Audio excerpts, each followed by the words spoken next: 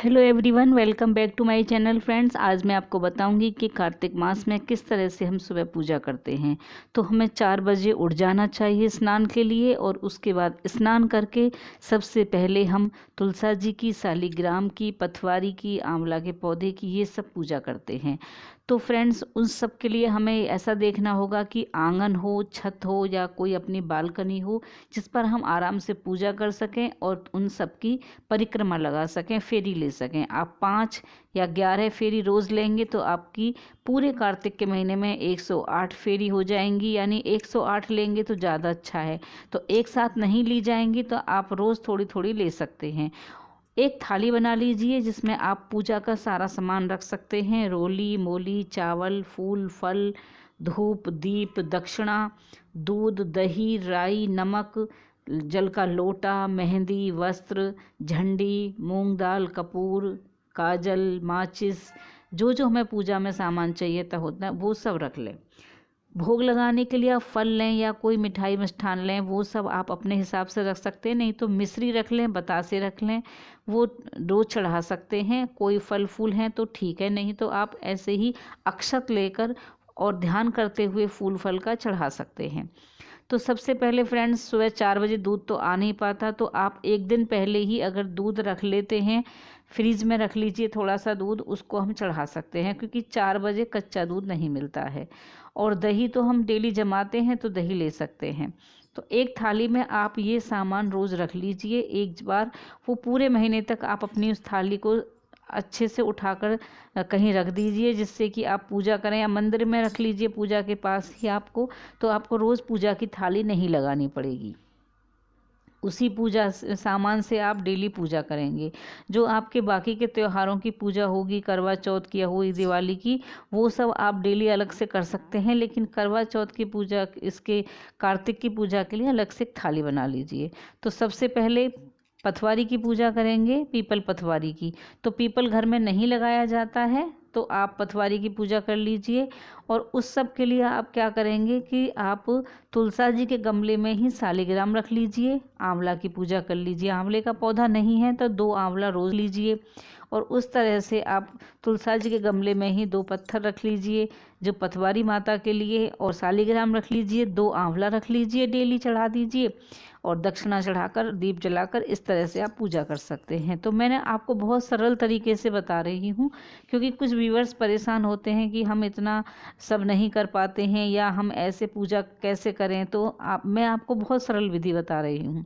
सुबह आप उठकर पहले स्नान कीजिए। स्नान करने के बाद पहले आपको तुलसा जी की पूजा करनी होगी, फिर आप अपने घर की पूजा करेंगे। अगर आपने लड्डू गोपाल रखे हुए हैं तो उनको जगा दीजिए और 1 गिलास पानी रख दीजिए लुटिया में, जिससे कि मुंह धोने के लिए, कुल्ला करने के लिए, भगवान जी की सुबह को पीने के लिए। उसके बाद जब आप तुलसा जी की पूजा कर लेंगे, उसके बाद आप भगवान को स्नान करा सकते हैं, लड्डू गोपाल को, मंदिर में। कार्तिक मास का यही महत्व होता है कि सबसे पहले आपको तुलसा जी, पीपल, पथवारी, ये सब पूजा करनी होती हैं। उसके बाद एक भजन गाया जाता है, उठोरी सुहागिन लाल झाड़ू दे लो अंगना। इसे करने के बाद ही फिर घर में झाड़ू पोछा और मंदिर की पूजा होती है। तो इसलिए ये वाली पूजा आंगन में की जाती है, छत पे की जाती है, या बालकनी में की जाती है, या मंदिर में जाकर की जाती है। जब मंदिर से वापस लौट कर आते हैं तब ये सब फिर घर के काम शुरू होते हैं। इसलिए ब्रह्म मुहूर्त में कार्तिक मास की पूजा होती है। तो कार्तिक मास की पूजा करने के लिए सुबह आपको क्या करना है, भगवान तुलसा जी को, पथवारी को, आंवले के पौधे को, सबको पहले जल देंगे। फिर रोली चावल से टीका करेंगे, हल्दी कुमकुम लगाएंगे, मौली चढ़ाएंगे, दीप जलाएंगे, धूप दिखाएंगे, फल चढ़ाएंगे, और राई नमक से उनकी आरती उतार देंगे, यानी कि नज़र उतार देंगे। और बाद में आप फिर चावल से भी उनकी आरती उतार देंगे। तो इस तरह से पूजा हो जाती है। बहुत सरल तरीका होता है पूजा करने का। लोग घबराते हैं कि हम कार्तिक स्नान इसलिए नहीं करते, हमें नियम नहीं पता, हमें पूजा नहीं पता कैसे होगी। तो मैं आपको बहुत सरल तरीका बता रही हूँ। सुबह इतनी जल्दी खाना नहीं बन पाता है तो आप मट्ठी बनाकर, नमक पारे बनाकर, मीठी मट्ठी, नमक की मट्ठी बनाकर रख लीजिए, खाजा बनाकर, लड्डू बनाकर, कुछ ऐसा जो आप अपने शालिग्राम को भोग लगा सकते हैं। तुलसा जी को बतासे का, मिश्री का भोग लगा दीजिए। और आप इस तरह से मिठाई लड्डू बनाकर भी रख सकते हैं, जिससे कि आप उनको, फिर बात आती है कि इस प्रसाद का क्या करना है। तो आप ये प्रसाद डेली की डेली आप घर में बांट सकते हैं, मंदिर में देकर आ सकते हैं और आप स्वयं भी खा सकते हैं, क्योंकि ये प्रसाद है। जो मंदिर में पूजा करने जाते हैं वो मंदिर में ही छोड़कर आ जाते हैं पंडित जी के लिए, वहाँ प्रसाद बँट जाता है। आप घर में पूजा करते हैं तो आप भी ये प्रसाद बांट सकते हैं।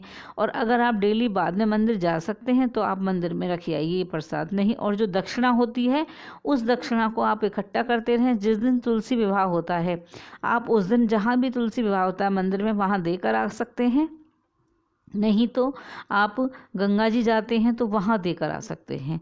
तो इस तरह से आप देख रहे हैं कि मैं किस तरह पूजा कर रही हूँ। बहुत सरल विधि है। आप लौंग इलायची से मुखवास करा दीजिए और झंडी लगाना बहुत ज़रूरी है। मैंने पहले भी बताया था, कार्तिक मास में जो झंडी लेकर मंदिर की परिक्रमा करते हैं, ग्राम की परिक्रमा, नगर की परिक्रमा करते हैं, उनको बहुत ज़्यादा फल की प्राप्ति होती है, क्योंकि उस जगह बीच में ब्राह्मण, ये वेद, हमारे जो धार्मिक पुस्तकें रखी होती हैं और उसमें हमारे सारी मंदिर होते हैं लोगों के अपने सबके, और हमारे सारे भगवान जी होते हैं। तो उसमें मतलब सभी देवी देवताओं की परिक्रमा हो जाती है। तो इसलिए झंडी लेकर मंदिर की परिक्रमा, नगर की परिक्रमा, ग्राम की परिक्रमा जरूर करें जहाँ भी आप रहते हैं। आपने देखा होगा जो कार्तिक नहाने वाले सुबह को 4 बजे 5 बजे उठकर ढोलक मजीरे के साथ हरे राम हरे कृष्ण या नमो भगवते वासुदेवाय का जाप करते हुए परिक्रमा लगाते हैं। तो ये बहुत ज़रूरी होता है। तो इस तरह से आप विधि विधान से पूजा करके और अपना पुण्य कमा सकते हैं कार्तिक मास की पूजा का। आप ये जो फल फूल हैं ये आप अपनी मर्जी से कितना भी ज़्यादा चढ़ा दीजिए, कितना भी कम चढ़ा दीजिए, अपनी सामर्थ्य के अनुसार चढ़ाएं। फिर उसके बाद आप चाहें तो गजेंद्र मोक्ष का पाठ कर सकते हैं, कार्तिक महात्म की किताब पढ़ सकते हैं, आप चाहें तो भागवत गीता पढ़ सकते हैं, विष्णु सहस्त्र नाम पढ़ सकते हैं। और फिर इसकी परिक्रमा में आप देख सकते हैं मैंने टॉफ़ी रखी हुई हैं। कभी बतासे से परिक्रमा लेती हूँ, कभी टॉफ़ी से, कभी रेवड़ी से, कभी मूंगफली से, इस तरह से परिक्रमा लेती हूँ। फिर उस प्रसाद को हम किसी को बांट देते हैं, कन्याओं को दे देते हैं, नहीं तो अपने सेवादारों को दे देते हैं, मंदिर में दे दीजिए, किसी को भी दे दीजिए। प्रसाद जितना बढ़ जाता है इतना ही अच्छा होता है। तो इस तरह से हम रोज़ पूजा करते हैं। फिर तुलसी विवाह वाले दिन स्पेशल पूजा होती है और भीष्म पंचक के 5 व्रत रखे जाते हैं। अंत में जो पूरे महीने कार्तिक स्नान नहीं करते वो भीष्म पंचक 5 दिन स्नान करके व्रत करके पूरे महीने का फल प्राप्त कर सकते हैं।